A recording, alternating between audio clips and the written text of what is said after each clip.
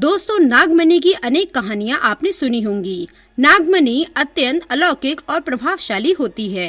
ये इच्छाधारी नागिन को बहुत ही शक्तिशाली बना देती है। कहा जाता है कि कार्तिक पूर्णिमा के दिन एक साधारण नागिन भी बगैर मणि के विशेष शक्तियां पाती है, लेकिन वो शक्तियां केवल उसी पूर्णिमा की एक रात तक उनके पास होती है। और इन शक्तियों के बल पर नागिन कोई भी रूप धारण कर सकती है, कोई भी आकार ले सकती है और कोई भी असामान्य कार्य कर सकती है। दोस्तों, नाग नागिन महादेव शिव को ही अपना आराध्य मानते हैं और नाग देवता की पूजा करके कोई भी व्यक्ति भगवान शिव का आशीर्वाद प्राप्त करने में सफल रहता है। दोस्तों, ये चमत्कारी घटना घटी थी उत्तर प्रदेश के छोटे से गांव सीतापुर में। गांव के मुखिया और वहां के सबसे धनी व्यक्ति रतन लाल के साथ। रतन लाल 5-6 साल पहले एक साधारण गरीबी का जीवन व्यतीत कर रहे थे। वो अक्सर जंगल में अपनी बकरियों को लेकर चराने जाया करते थे। यही उनका नित्य क्रम था। एक दिन बकरी चराते चराते वो जंगल के कुछ ज्यादा ही अंदर चले गए। उसी जंगल में एक इच्छाधारी नागिन ने अपने नाग के साथ एक पेड़ के पास रहा करती थी। वो नागिन गर्भवती थी। एक दिन बकरी चराते चराते शाम हो गई थी और रतन जब उस पेड़ के पास से गुजर रहा था तो वहाँ उसे एक तेज चमकती चीज दिखाई दी। वो दोनों नाग नागिन भी वहीं थे। उन्हें देखकर रतन थोड़ा सा डर गया और तुरंत वहाँ से जल्दी जल्दी घर को निकला। परंतु उस रात उसे बार बार वो चमकती चीज ही नजरों के सामने दिख रही थी। वो इतना तो समझ गया था कि हो ना हो वो कोई मूल्यवान चीज थी और अगर वो मुझे मिले तो मैं भी अमीर हो जाऊँ। लेकिन उसे पाने में रोड़ा बन सकते हैं वो दोनों नाग नागिन। उनका कुछ करना पड़ेगा। दूसरे ही दिन वो फिर से जंगल में उसी पेड़ वाले स्थान पर गया और कुछ दूर ही खड़े रहकर छिपकर उस पेड़ के पास रह रहे नाग नागिन को देखने लगा। कुछ देर देखने के बाद उसकी समझ में आया कि नागिन गर्भवती है। वो चुपके से वहाँ से निकल आया। रतन घर पर आकर सोचने लगा कि ये अच्छा मौका होगा। जब नागिन अपने बच्चे को जन्म देगी तभी वो नागमणि चोरी कर सकता है। उस समय नागिन कमजोर होगी, बस नाग को ही मारना होगा और उस मूल्यवान को हत्याना आसान हो जाएगा।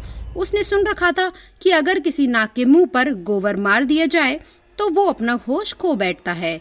अब रतन हर रोज गोबर लेकर उस विशाल पेड़ के पास जाता और छुपकर सही मौके का इंतजार करते रहता। एक दिन वो मौका भी आया जब नागिन अपने बच्चे को जन्म देने वाली थी। चुपके से रतन ने नाग के मुंह पर तेजी से गोबर मारा तो नाग होश खो बैठा। फिर एक बड़े पत्थर से उसने नाग को मार डाला। उसके बाद उसने कमजोर हुई नागिन और उसके नवजात बच्चे को भी मार डाला और उस चमकीली चीज जो कि नागमणि थी उसको उठाकर तुरंत घर की तरफ निकल पड़ा।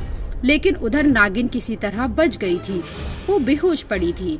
जब नागिन को होश आया और उसने बच्चे और पति को मरा देखा तो उसके दुख दर्द का ठिकाना नहीं रहा। उसने रतन को सबक सिखाने की ठानी, परंतु अब वो उतनी शक्तिशाली नहीं रही थी। मणि चली जाने के कारण वो अपनी चमत्कारी शक्तियों का प्रयोग नहीं कर पा रही थी, लेकिन अभी भी वो अपना रूप तो बदल ही सकती थी। इधर रतन को जैसे ही वो मणि मिली उसका पूरा जीवन ही पलट गया। इस बार उसे इतनी फसल मिली और अच्छे दामों में बिकी जैसे समझो उसे कोई लॉटरी ही लग गई हो। वो जिस काम में हाथ डालता लाभ ही लाभ पाता और रतन समझ चुका था कि ये सब उस चमत्कारी नागमणि का ही कमाल है। नागमणि ही उसके घर में समृद्धि ला रहा है। गांव में अब उसकी प्रतिष्ठा बढ़ गई थी। रतन के इस रुतबे को देख रतन के लिए उसके पास के ही गांव से एक अच्छा रिश्ता आया। सीमा नाम की सुंदर सुशील कन्या से उसका विवाह संपन्न हुआ। सीमा अपने पति रतन को बहुत ही प्यार करती थी और बहुत ही आदर करती थी। दोनों एक दूसरे का कदम कदम पर साथ निभाते। उनकी जोड़ी गांव में मिसाल बन चुकी थी। उधर नागिन भी एक पुरुष का रूप धारण करके रमेश नाम से रतन के यहाँ उसका मुंशी बन गई और रतन का विश्वास जीतने लगी। रतन भी रमेश के व्यवहार और वफादारी को देखकर उसे अपने भाई समान ही मानने लगा। एक दिन सीमा खुशी खुशी अपने पति रतन के पास आई। उसने रतन को बताया कि तुम पिता बनने वाले हो, मैं गर्भवती हूँ। ये सुन रतन की खुशी का ठिकाना नहीं रहा। उस दिन वो खुद अपने मुंशी रमेश के पास गया और बोला कि देखो रमेश, मेरा कोई भाई नहीं है, परंतु जब से तुम्हारा साथ मिला है तुम सगे भाई से भी बढ़कर बन चुके हो। आज मैं बहुत ही खुश हूँ, इसीलिए आज मैं अपनी पत्नी और तुम्हें एक खास जगह ले जाना चाहता हूँ। मेरी पिछली जिंदगी से अवगत कराना चाहता हूँ। मेरा इस दुनिया में तुम लोगों के सिवा कोई नहीं है। फिर वो अपनी पत्नी और रमेश को गाड़ी में बैठाकर गांव के कोने में ले जाकर एक छोटी सी कुटिया के सामने रुक गया। उसने बताया कि जब वो छोटा था तब इसी कुटिया में उसकी माँ उसे जन्म देते वक्त चल बसी थी। उसके पिता भी कुछ समय पहले ही ये दुनिया छोड़ चुके थे। तब एक बूढ़े बाबा ने उसकी माँ को वहीं दफना दिया था और रतन को भी उसे बूढ़े बाबा ने पाला था। रतन ने बताया कि जब भी उसके साथ कोई बुरी घटना होती है तो बस इस कुटिया के पास चला जाता है। यहाँ उसे एक अनोखे सुकून का एहसास होता है। रतन ने आगे बताया कि आज मैं तुम दोनों को इसीलिए यहाँ लाया हूँ क्योंकि तुम दोनों अब मेरी जिंदगी का एक अहम हिस्सा बन चुके हो। ये सुन सभी की आंखों में पानी भर आया। कुछ देर रुकने के बाद जब वे वापस पहाड़ी से होते हुए घर को जाने निकले तब अनहोनी हुई। अचानक पहाड़ी पर उनकी गाड़ी एक बड़े पत्थर से टकराई। रतन गाड़ी में ही फंसा रहा, लेकिन उसकी पत्नी सीमा पहाड़ के नीचे गिर के एक पेड़ पर अटक गई। उस पेड़ के ठीक नीचे बहुत ही गहरी खाई थी। दोस्तों, वो रात कार्तिक पूर्णिमा की ही थी।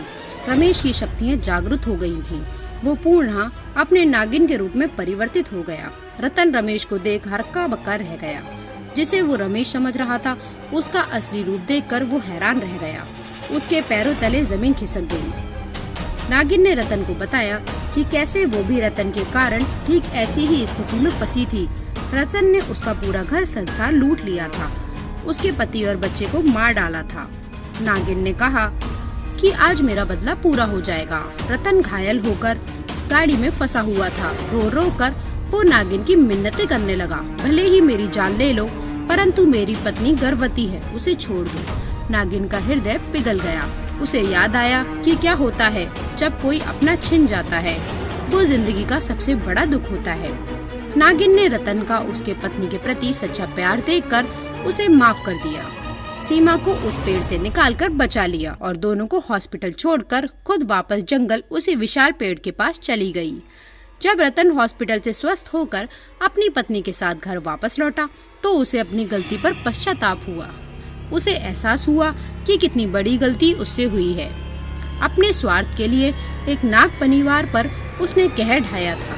वो नागमणि को लेकर उसी विशाल पेड़ के पास गया और उस पेड़ के पास उस नागमणि को रखकर फूट फूट कर रोने लगा। मन ही मन नागिन से माफी मांगता रहा और शाम को वापस घर आ गया। दोस्तों, कभी कभी स्वार्थ में अंधा होकर व्यक्ति इतनी बड़ी गलती कर बैठता है कि फिर उस गलती को कभी भी ठीक नहीं किया जा सकता और बस अंत में पछतावा ही रह जाता है। फिलहाल इस वीडियो में इतना ही। ऐसे ही इंटरेस्टिंग और नॉलेजेबल वीडियो देखने के लिए चैनल को सब्सक्राइब करिएगा और दोस्तों के साथ शेयर करिएगा। तो दोस्तों, मिलते हैं अगली वीडियो में। तब तक के लिए good bye and thanks for watching my video. दोस्तों, अगर आप भी हमारी तरह महादेव के भक्त हैं तो सच्ची श्रद्धा से कमेंट बॉक्स में हर हर महादेव जरूर लिखिएगा।